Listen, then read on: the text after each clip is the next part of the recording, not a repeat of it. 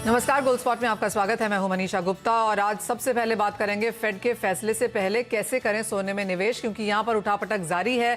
इस साल का हाई $2058 पर आउंस है और उसके बाद मुनाफा वसूली के बाद कुछ बहुत स्टेबिलिटी 1700 के आसपास हमने सोने में बनते हुए देखी है। यही हाल काफी हद तक कच्चे तेल में भी है, जहां पर तेजी इसलिए है क्योंकि रशिया के गैसप्रॉम ने यहां पर कहा है कि आज से वो यहां पर जो गैस आउटपुट है नॉर्ड स्ट्रीम 1 पाइपलाइन से उसे 20% कैपेसिटी कर देंगे। यानी कि कम गैस है जिस समय जब यहां पर एयर कंडीशनिंग और विंटर की स्टोरेज से पहले ये जो स्टेप उन्होंने लिया है उसका सीधा असर हमने यहां पर प्राइसेस में आता हुआ देखा। साथ ही बात करेंगे देश में मॉनसून की वजह से जो आफत आई हुई है, कई जगह यहां पर तेज बारिश है और फ्लड्स हैं, उसकी वजह से फसलों को नुकसान है और कई जगह पे यहां पर अभी भी मॉनसून डेफिशिएंट है, जैसे कि यूपी, झारखंड, बिहार वाले इलाके, उस वजह से भी वहां पर फसलों को नुकसान है।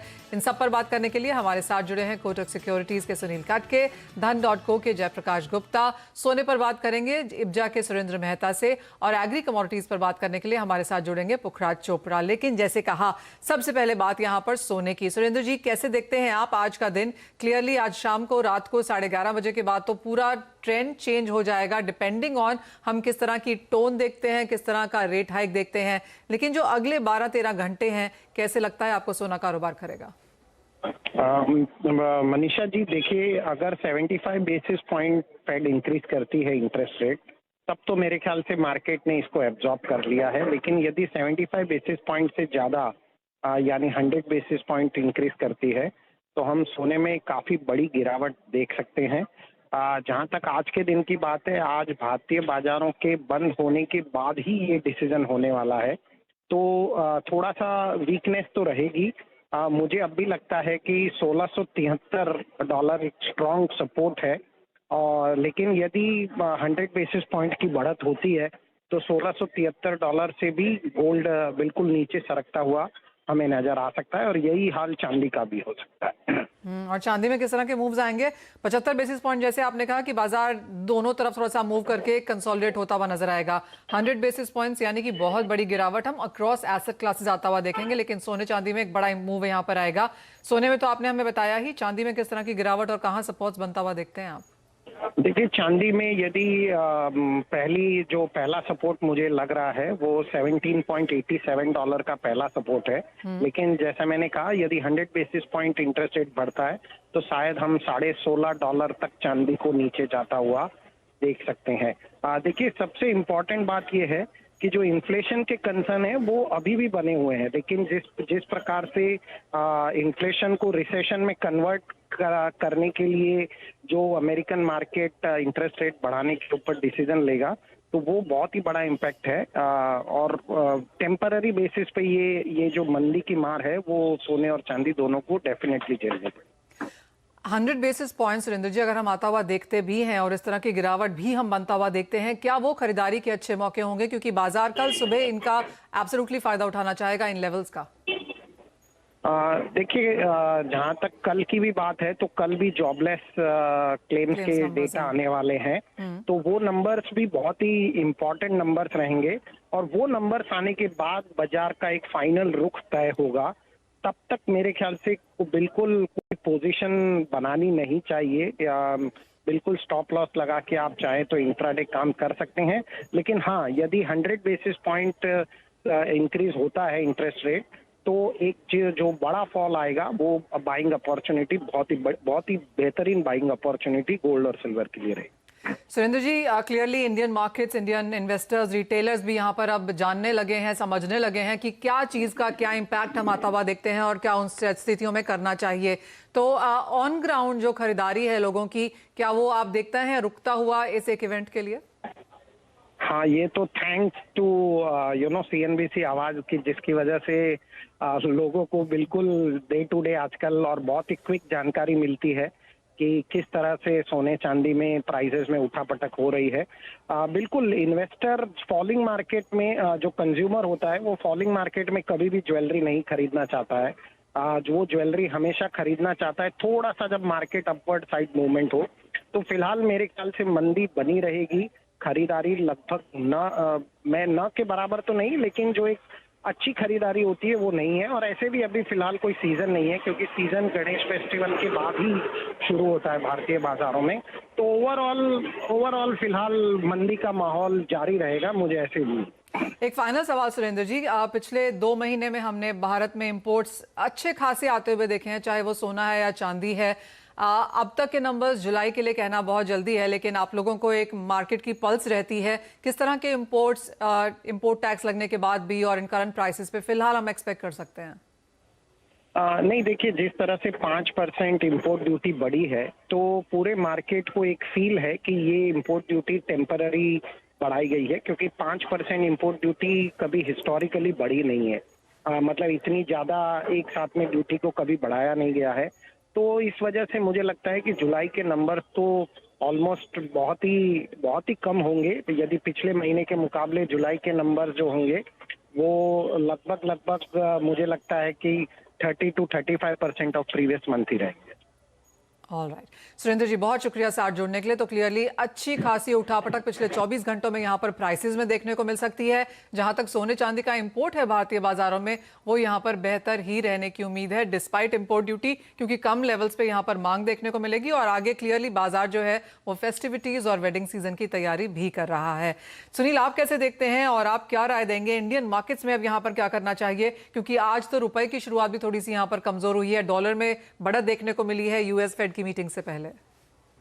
जी नमस्कार मनीषा जी। मुझे लगता है गोल्ड का अगर हम मार्केट देखते हैं तो लास्ट 2 हफ्ते से तकरीबन एक टाइट रेंज में ट्रेड करता हुआ नजर आ रहा है। इंटरनेशनल लेवल पे हम देख रहे हैं तो तकरीबन 1715 डॉलर के रेंज में स्टेबल है और डोमेस्टिक मार्केट में 50,500 के रेंज में ट्रेड होते हुए नजर आ रहा है। क्योंकि आइडियली सारे इन्वेस्टर्स और ट्रेडर्स जो मेजर डेटा है, मेजर इवेंट्स है, उसका वेट कर रहे थे। आई थिंक फेड का इंटरेस्ट रेट का जो डिसीजन है वो क्रूशियल रहेगा, क्योंकि फेड 2 प्रायोरिटीज पे अभी करंटली ध्यान दे रहा है। एक, यूएस का जो प्रीवियस जॉब डेटा था वो थोड़ा सपोर्टिव था, कंज्यूमर स्पेंडिंग में थोड़ी बढ़त देखने को मिली थी, तो उससे थोड़ा कॉन्फिडेंस फेड का बढ़ा है। तो उससे ये मार्केट एंटिसिपेट करने लगा कि हो सकता है 100 बेसिस पॉइंट का भी रेट शायद इस बार बढ़ा है। पिछली बार उन्होंने 75 बेसिस पॉइंट का रेट बढ़ाया था, बट जैसे मेहता जी ने कहा कि 75 बेसिस पॉइंट तक का अगर रेट बढ़ता है तो ये मार्केट ऑलरेडी डाइजेस्ट कर चुका है। उसके नीचे अगर 50 बेसिस पॉइंट होता है तो एक इमीडिएट 1,000-1,500 रुपए का डोमेस्टिक मार्केट में जंप जरूर देखने को मिल सकता है। But on the other hand अगर वो 100 बेसिस पॉइंट से रेट बढ़ाएंगे तो हो सकता है 1,000-1,500 रुपए का करेक्शन भी देखने को मिलता है। तो आज का डिसाइसिव फैक्टर रहेगा, 11:30 के बाद वो आउटकम आएगा तो डोमेस्टिक मार्केट में उस दौरान एक टाइट रेंज में जरूर स्पेकुलेशन देखने को मिल सकती है। मेरा मानना यह है कि फेड थोड़ा अग्रेसिव रहेगा, उसकी वजह से थोड़ा प्रेशियस मेटल पे दबाव जरूर बनते हुए नजर आएगा। डॉलर इंडेक्स जैसे आपने बताया 106.80 के रेंज में अभी चल रहा है, जो कि पिछले 1-2 दिनों तक 106.20 के रेंज में चल रहा था। तो जो शॉर्ट टर्म मजबूती हमको डॉलर इंडेक्स में देखने को मिल रही है वो भी शायद प्रेशियस मेटल पे हावी रहेगी। तो मुझे लगता है एक 500 से 600 रुपए का करेक्शन ड्यूरिंग द डे हमको गोल्ड में देखने को मिल सकता है। तो अपॉर्चुनिटी के तौर पे मुझे लगता है 50-600 के रेंज में अभी चल रहा है गोल्ड, यहाँ पे बेचना चाहिए। स्ट्रिक्ट स्टॉप लॉस 50,800 का लगाना चाहिए, क्योंकि वोलेटिलिटी रहेगी। तो 50,800 का एक रेजिस्टेंस है, वहां पे स्टॉप लॉस लगाएं। ऑन द डाउन साइड मुझे लगता है 50,000 तक का लेवल गोल्ड में देखने को मिल सकता है। चांदी में भी मुझे लगता है कि 500 से 800 रुपए का करेक्शन ड्यूरिंग द डे देखने को मिल सकता है। 54,000 तक का एक टारगेट लेके बेचा जा सकता है। अभी 54,700 के रेंज में एक सेलिंग का मौका देखने को मिल सकता है। राइट, यानी कि सोना चांदी यहाँ से और सस्ते हो सकते हैं, आपकी खरीदारी के मौके यहाँ पर आपको और भी मिलेंगे। जय, आप कैसे देखते हैं स्पेशली चांदी के लिहाज से, क्योंकि चांदी अंडर परफॉर्म करती हुई नजर आई है, कितनी और गिरावट देख सकते हैं और क्या वो इन्वेस्टर के लिए खरीदारी के मौके हैं?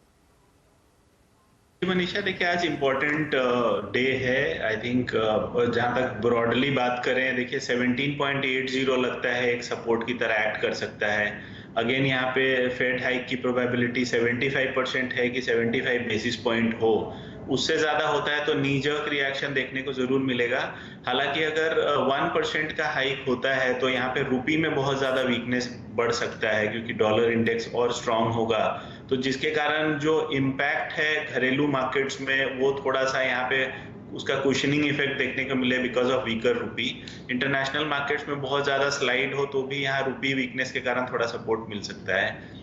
जहां तक सिल्वर प्राइसेस की बात है, मुझे लगता है देखिए अगर ग्लोबल आउटलुक थोड़ा सा रिसेशन की तरफ है तो यहाँ पे बेस मेटल्स प्लस सिल्वर के डिमांड में थोड़ी सी कटौती होगी और जिसका असर चांदी पे भी पड़ेगा। तो 17.80 एक अच्छा सपोर्ट है। घरेलू मार्केट में ट्रांसलेट करें तो आई थिंक अराउंड 54,000 53,500 का रेट होता है। उसके नीचे शॉर्ट टर्म में मुझे नहीं लगता है वो जाएगा, क्योंकि as a raw material to lot of industrial outputs, silver का यूसेज बहुत ज़्यादा है। और जिस हिसाब से हम देखे हैं कि लास्ट ईयर चिप शॉर्टेज था, वहाँ भी चांदी एक इम्पॉर्टेंट इंग्रेडिएंट है। तो बहुत ज़्यादा डिमांड में कट नहीं देखने को मिलेगा। प्राइसेस अगर करेक्ट करता है तो यहाँ पे रिन्यूड डिमांड आ सकता है। For a short term I think 53,500 on a worst case basis मुझे डाउन साइड नज़र आ रहा है। अपसाइड अगेन डिपेंड्स ऑन यहाँ पे किस तरह से global growth trigger take off करता है इन कमिंग क्वार्टर्स। ऑलराइट, तो ये बात हुई सोने चांदी की, जहां पर मुनाफा वसूली के साथ ही फिलहाल कारोबार होता हुआ नजर आएगा। आज गिरावट देखने को मिल सकती है, बदर्शते कि हम यहां पर टोन, लैंग्वेज और रेट हाइक कुछ ज्यादा देखें। लेकिन इसी के साथ रुकेंगे एक ब्रेक के लिए। जब लौटेंगे तो नजर डालेंगे यहां पर मेटल्स पे, कच्चे तेल पे। यहां पर यूएस फेड से पहले कैसे करें कारोबार, किस तरह के इवेंट्स देखने चाहिए, बताएंगे आपको।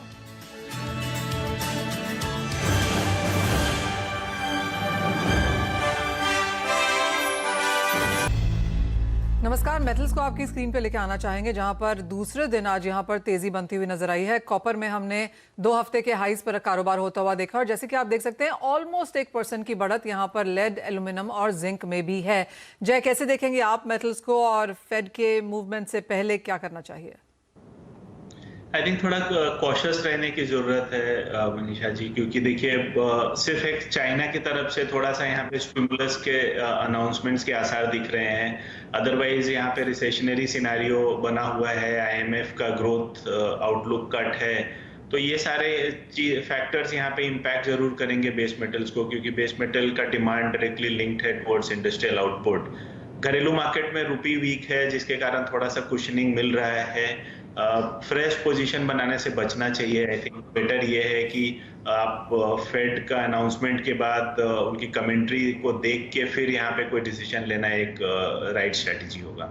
ओके, उससे पहले सुनील, आप कहेंगे कहीं पे कारोबार किया जा सकता है? जो कॉपर में तेजी है, क्या उससे एनकरेजमेंट मिलती है लॉन्ग जाने की?